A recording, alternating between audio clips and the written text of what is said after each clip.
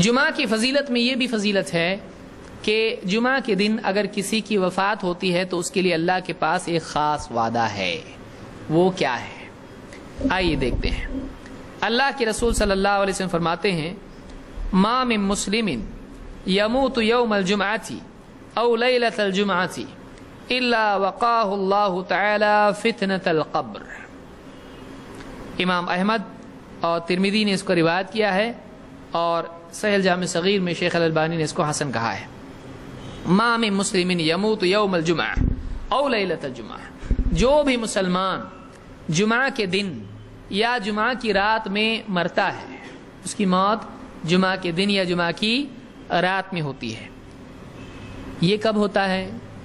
اس کو اچھی طرح سے سمجھ لیں کہ جمعہ کا دن پہلے یا رات؟ پہلے تو دن کا نام آیا نا. جمعہ کا دن کون سا؟ جمعہ کی نماز جس میں پڑھی جاتی وہ کیا ہے؟ جمعہ کا دن. اور جمعہ کی رات جمعہ کی نماز کے بعد آتی ہے یا پہلے؟ پہلے آتی ہے.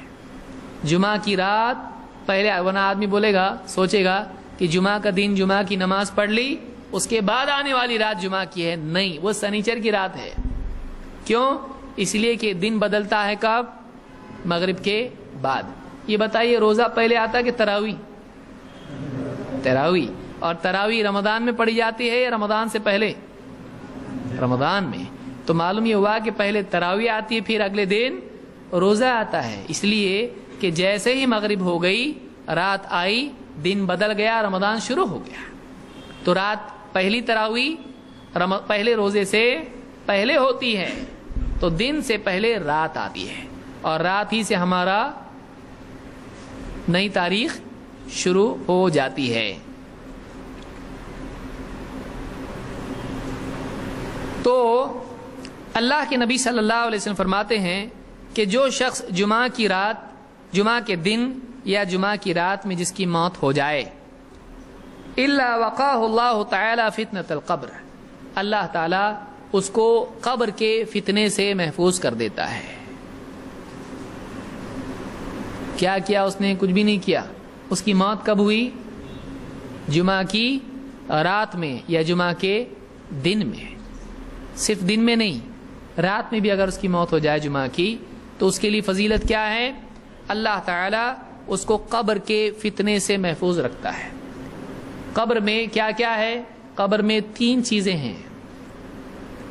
نمبر 1، قبر کا دبوچنا ہر ایک کے ساتھ ہوتا ہے. وہ قبر جو ہے کیا کرتی ہے؟ دباتی ہے.